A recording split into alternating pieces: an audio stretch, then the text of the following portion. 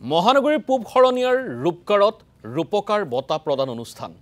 প্ৰয়াত বিশিষ্ট সাংবাদিক সাংস্কৃতিক সেনানী পবিত্ৰ কুমাৰ ডেকাৰ স্মৃতিত প্ৰদান কৰা হয়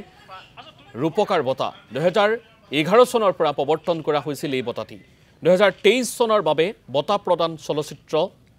সমালোচক উৎপল দত্তক 2024 চনৰ বাবে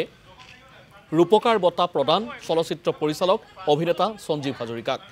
অনুষ্ঠানত মুখ্য অতিথি হিচাপে উপস্থিত থাকে বিশিষ্ট চিত্ৰশিল্পী চন্দন চুটিয়া অনুষ্ঠানটো পৰিচালনা কৰে সাংবাদিক বিদ্যুৎ কুমাৰ ভূঞাই বিশিষ্ট চলচ্চিত্ৰ পৰিচালক তথা অভিনেতা সঞ্জীৱ হাজৰিকাক প্ৰদান কৰা হৈছে এই বঁটা আৰু এই বঁটা প্ৰদান কৰিছে আজি অসমৰ বিশিষ্ট